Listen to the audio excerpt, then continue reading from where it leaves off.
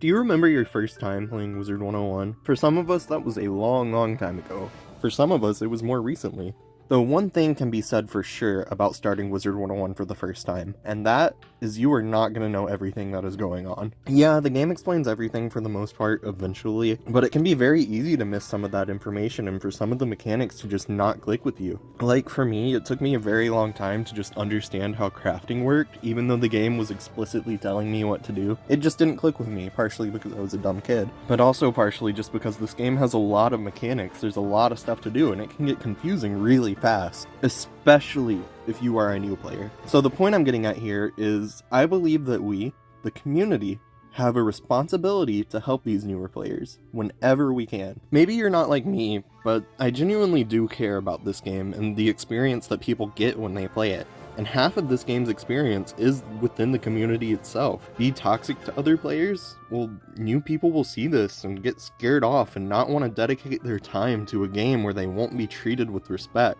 However, if you do your best to be a kind, understanding, and helpful player, it can make a huge difference. If new players are greeted with a warm, understanding community, they'll want to play the game more, and it will keep them coming back. I hate to say it, but a large portion of Wizard101's future relies solely on us, the players.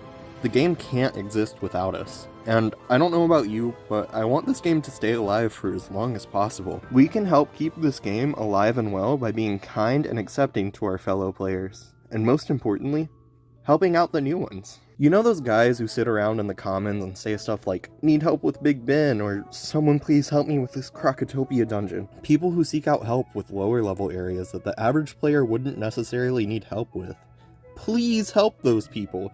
These people are often new players, and their experience with the game, with the community, determines whether they keep playing or not. I'm not saying to drop everything you're doing to just go help newer players. I'm just saying, if you're bored, if you have no questing to do, might as well put yourself out there and help people who would greatly appreciate it. Think of it like a garden. If we take care of our newer players, give them the information and help that they need, they can blossom and grow into a very experienced player. And once they're experienced, they'll remember the help they received and they'll want to help other newer players too. I think people can underestimate how much of the Wizard101 experience just falls upon the player. We can make a difference, not only in the experience of the new players, but in the entire longevity of the game in general. At this point, you might be thinking, oh, okay, you're telling us to help new players, but what are you doing about it? Are you just spouting this rhetoric and not practicing what you preach? Enter Lena and Nightshade. Lena's a new player that I met on Reddit. I made a post asking if any new players needed help, and Lena answered the call.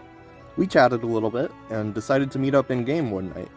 I gifted her the Spooky Carnival bundle as a little welcome to Wizard101 care package to get her some crowns and a nice speedy mount, and we were off. I showed off to her by dealing 34,000 damage to the Kraken, just because I'm a bit of a brag. After this, I got on my balance wizard and helped her complete the Nightshade dungeon, which turned out to be really fun. I find when I help out lower level players, I personally have the most fun when I'm supporting them and letting them hit instead of me just killing everything in one shot.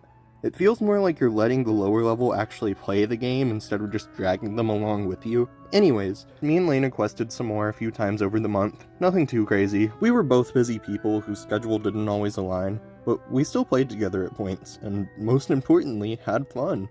Like, I seriously want to emphasize how much fun I had with Lena. Playing Wizard101 for the first time was truly a magical experience that no matter how much I play the game, I can't replicate that feeling. But let me tell you, the second best experience you can have in Wizard101 is playing with someone who is playing for the first time and experiencing that with them. Getting to see people go through the motions that you yourself went through when you were new to the game, it's a fun experience, and it honestly brightens the spirits. Not only this, but I would say that me and Lena actually got along pretty well. We were cracking jokes, chatting while we battled, and overall just having a good time. This didn't feel like I was helping someone just for the sake of making a video.